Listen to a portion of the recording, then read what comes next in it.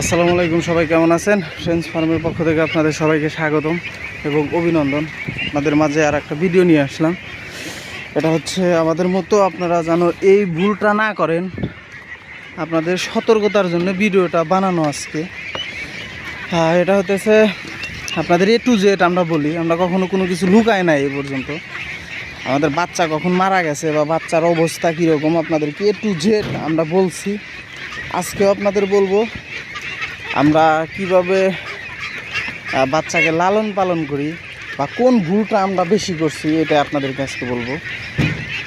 এটা হচ্ছে আমরা যখন বাচ্চাকে নিয়ে আসছিলাম, বাচ্চাকে নিয়ে আসার পরে ব্রডিং করার পরে আমরা 25 দিন পরে বাচ্চাকে যখন পানিতে নামাইছি, তখন বাচ্চা পানিতে নামতে চায় নাই। মূলত বাচ্চা পানিতে তো নামতে চাই নাই, এর ভিতরে অনেকগুলো বাচ্চাই মারা গেছে।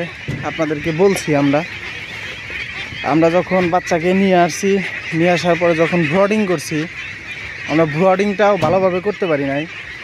আপনার ব্রডিং করতে আমরা প্রথমে অত কিছু বুঝতে পারি নাই, যার জন্য আমরা এই ক্ষতির সম্মুখীনটা হচ্ছি।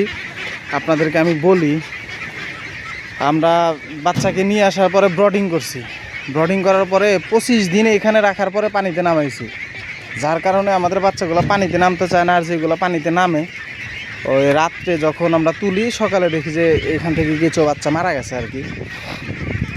আমাদের ভুল হচ্ছে, আমরা যখন ব্রডিং করছি, ব্রডিং করার পরেই খামারের ভিতরে বা বাইরে কোনো একটা খোলা জায়গায় একটা স্পেস তৈরি করে দেওয়া লাগবে, যাতে ওইখানে বাচ্চা সাঁতার কাটতে পারে। নিজেদেরই একটা পুকুর তৈরি করা লাগবে, কাগজ দিয়ে হোক বা আপনার মাটি খুঁড়ে নাল কেটে হোক, যেমনই হোক না কেন, আপনাদের বাচ্চার জন্য একটা পুকুর তৈরি করা লাগবে, যাতে বাচ্চা ওইখানে সাঁতার কাটতে পারে। বাচ্চা সাঁতার না কাটতে পারলে আপনার ওই 20 দিন 25 দিন পরে যখন বাচ্চাকে পানিতে নামাবেন, তখন ক্ষতির সম্মুখীন হবেন। কারণ ব্রডিং করার পরেই বাচ্চাকে 15-20 দিন নিজেদের ইয়েতেই বাচ্চাকে সাঁতার কাটানো লাগবে। নিজেদের তৈরি করে একটা পুকুর তৈরি করতে হবে বা পুষ্কুনি সিস্টেম একটা তৈরি করতে হবে, যাতে বাচ্চা ওইখানে সাঁতার কাটতে পারে। আমাদের ভুলটা ছিল এটাই, যার কারণে আমরা এই যে একটু ক্ষতির সম্মুখীন হচ্ছি।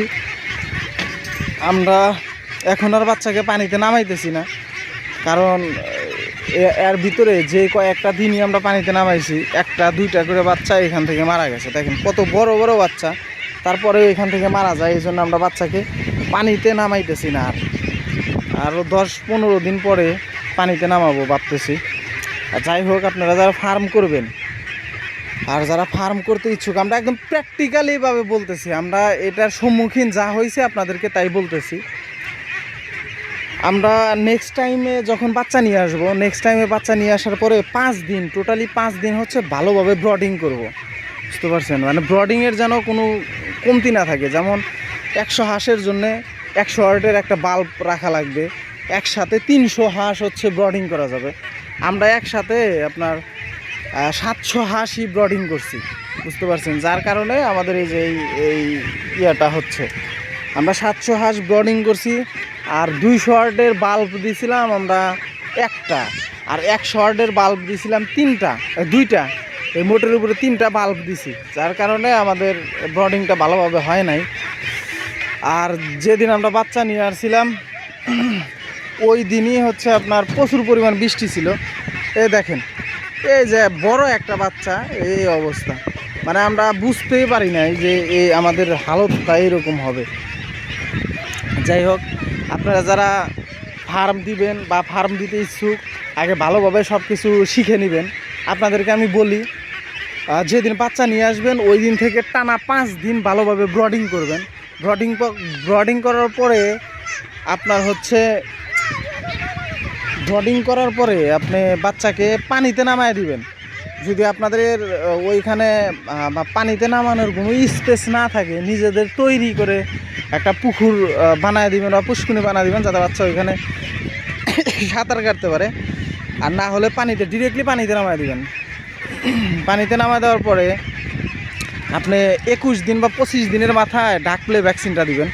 এই ডাক প্লে ভ্যাকসিনটা দিলে আর কোনো প্রবলেম হবে না ইনশাল্লাহ। আমরা নেক্সট টাইম যে বাচ্চাগুলো নিয়ে আসবো, আমরা এখন ভাবছি যে টানা 5 দিন হচ্ছে ব্রডিং করব। ব্রডিং করার পরে সব বাচ্চাকে আমরা পানিতে নামাই দিব, মানে A to Z যা আছে সব বাচ্চাকে আমরা পানিতে নামাই দিব। দেখেন আমাদের ফার্মের নিচেই পানি, আর তারপরেও আমরা নামাইতেছি না বাচ্চাকে, কারণ পানিতে নামলে বাচ্চা একদম হয়ে যায়, সরো হয়ে যায়, মানে ঝিম ধরে থাকে। এই জন্য আমরা বাচ্চাকে পানিতে নামাইতেছি না। আপনারা কখনো এই ভুলটা করবেন না যে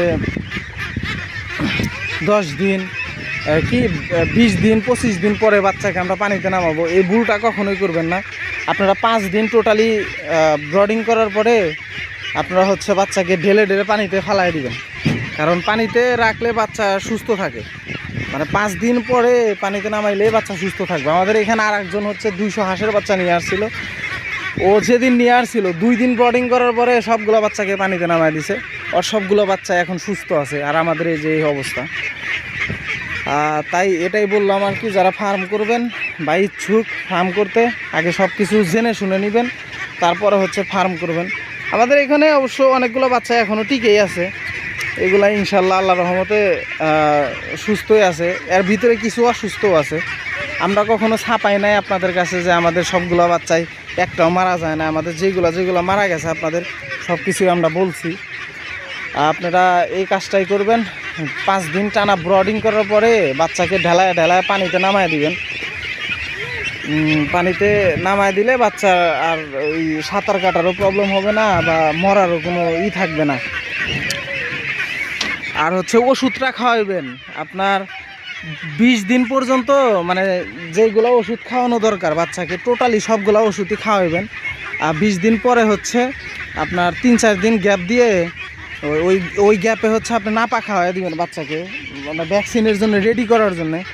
কারণ ভ্যাকসিন দেওয়ার আগে বাচ্চাকে 3-4 দিন নাপা খাওয়াইতে হবে, কারণ ভ্যাকসিনের যে স্পিডটা ওইটা যেন বাচ্চা সহ্য করতে পারে, এই জন্য বাচ্চাকে নাপা খাওয়াইতে হবে। নাপা না খাওয়াইলে বাচ্চার জ্বর আসতে পারে। যেমন আমরা নাপা খাওয়াইছিলাম না, আমরা বুঝতে পারি নাই যে ভ্যাকসিনের আগে আবার নাপা খাওয়াইতে হয়, এটা আমরা বুঝি নাই, যার কারণে আমরা এই যে এই অবস্থায় পড়ছি।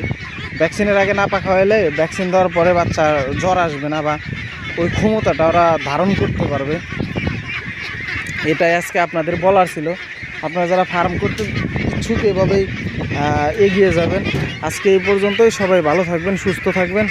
আর আমাদের এই ভিডিও থেকে কোনো উপকৃত হলে আমাদের চ্যানেলটাকে একটু সাবস্ক্রাইব করে দিও। আল্লাহ হাফেজ।